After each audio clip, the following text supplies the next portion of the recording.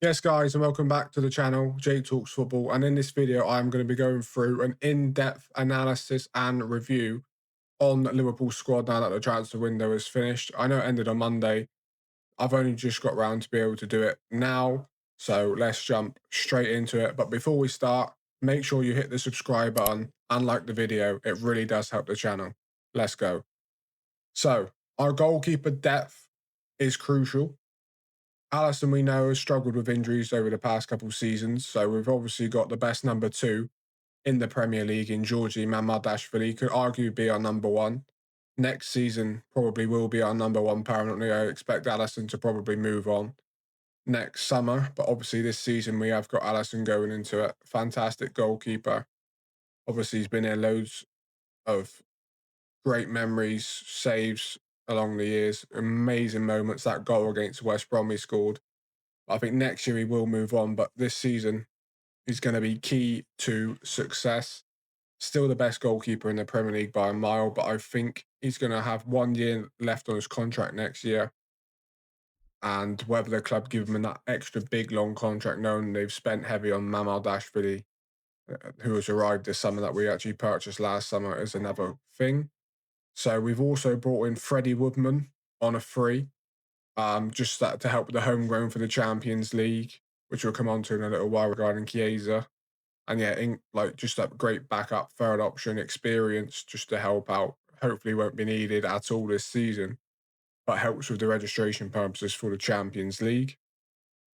We also did sign young Armin Pexi, but he is currently playing for the under 21s. Our defence, now that the Martin Gahey deal did fall through on deadline day, is as follows. We've got Joe Gomez, who's never really fit anyway. Virgil van Dijk, the best defender in the world. Konate, who I thought was fantastic against Arsenal, but the first two games has been very poor. But obviously his fitness is always a concern. And then we have Milos Kerkez and Andy Robertson at left back. Connor Bradley and Jeremy Fringbong at right back. As our fourth choice centre back, Giovanni Leone, who we signed from Parma, who is yet to make a game for us, make an appearance, I should say. But yeah, he's been fantastic at Parma. He's a little inexperienced, but physically he's an absolute specimen. So defensively, I don't think we have much concerns. I think we'll go back in for Mark Gay in January. But whether we can get that over the line with Crystal Palace then regarding them is another thing. Obviously, the fee's going to be much less than what it would have been on Monday. And next summer as well, it's going to be key as well.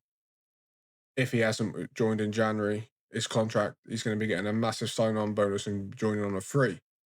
So that's another option for us to keep our eyes out on, keep our ears listening, see what happens in the future regarding that.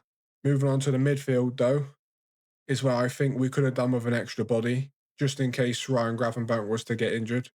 Let's hope he's not, but we've not got that type of player. At number 6, you've seen it in the first game against Bournemouth. We was wide open in the Community Shield, against Crystal Palace as well.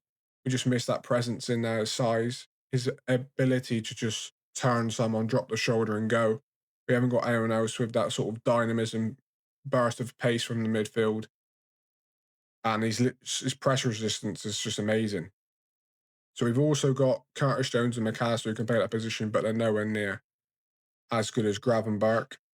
Stefan Bajcetic stayed, didn't go out on loan, but his fitness is always poor as well, and he's still young and developing, but did have a half a decent season at Palmas last year, even though he played at centre-back for most of it, but he's just another option. And then the forward line, this is where we're game-changing. Florian Wirtz, one of the best number 10s, if not the best number 10 in world football, along with Musiala. Then we have one of the best centre forwards, if not the best centre forward in the world, in Alexander Isak. Then we have the best right winger currently in world football in Mo Salah. We also have depth on the left in Gakpo.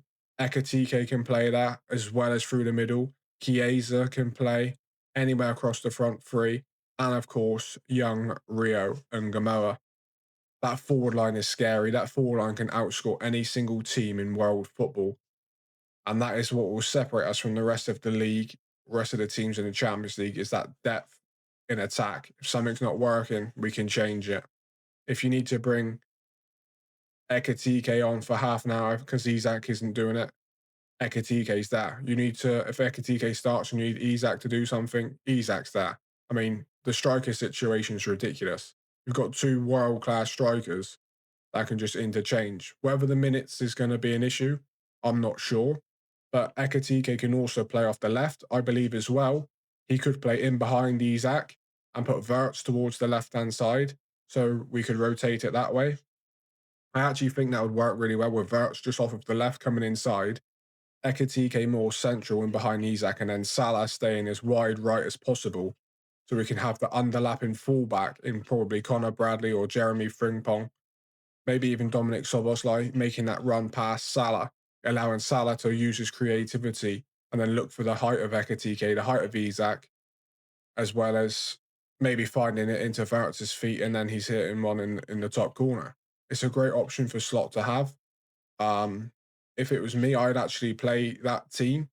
And even if he's not, you could, you know what I mean? You can take Ekatike out, put Verts in the 10 Gakpo off the left, and you've got Salah then trying to find the far post like he did much of last season. So yeah, it's great problems to have. It's a great squad, and I'm expecting big things this season. Let me know, guys, your thoughts on the squad and if we need anything more in January to come in. Hopefully everything goes well up until then. But the only major issue is, in my opinion, Chiesa missing out on the Champions League squad because of homegrown rules, and we've put Ngamoa in there instead. We've only named a 22 out of 25 man squad. So yeah, there's options there. Gay, he would have been straight in there had he joined. But yeah, we've still got a little bit of jiggling to do around that. So yeah, Chiesa will not be playing in the Champions League this season for Liverpool, well, up until the registration period back in January. So we won't be seeing him in the Champions League. So hopefully we'll be seeing more in the cup games, in the Carabao Cup that's coming up, and the odd league game against like a lower table team. So yeah, let me know, guys, as I said in the comments, your thoughts on the squad. Make sure you like, make sure you subscribe, and I'll see you on the next one.